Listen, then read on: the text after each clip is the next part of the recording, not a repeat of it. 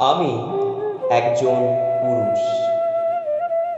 মাছের মুড়োর দিকটা মা যখন আমার পাতে তুলে দেয়, আর বোন যখন পায় লেজাটা, তখন বোনের করুণ চোখের দিকে তাকিয়ে মনে হয় আমি পুরুষ। যখন আমি রাত 10টা করে বাড়ি ফিরি, তখনও যদিও আমাকে কোনো কথা শুনতে হয় না, আর বোন একটু সন্ধে হয়ে গেলেই তাকে কতই না কথা শুনতে হয়। তখন মনে হয় আমি পুরুষ। আমার বয়সটা যখন 32, সবাই বলে, কি বাবা, কি করছো এখন? কিংবা সমাজের কাছে প্রাপ্য হয় যখন বেকারত্বের ছাপ, তখন মনে হয় হ্যাঁ, আমি পুরুষ।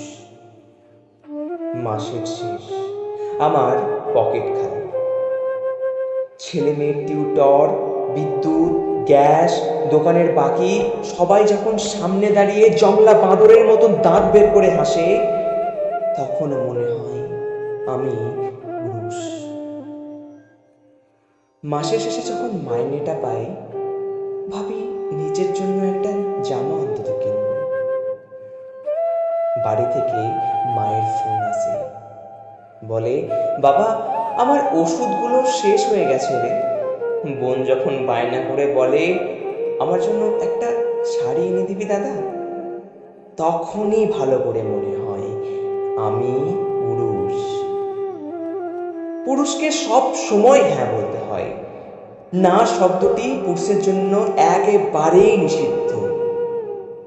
পুজোর কেনাকাটায় কিংবা নতুন বছরের উৎসবে পুরুষের মাথায় বজ্রপাত হবে, কিন্তু পুরুষ চুল আঁচড়াবে।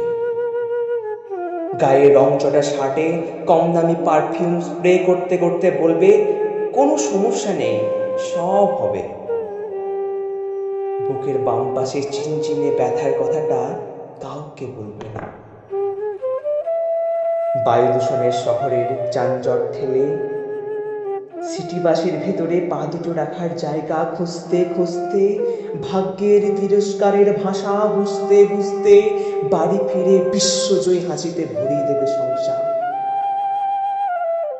গা হাত পা জ্বলছে, পৃথিবীটা টলছে, মন বলছে, প্রিয় মৃত্তিকা, বুক পেতে নাও।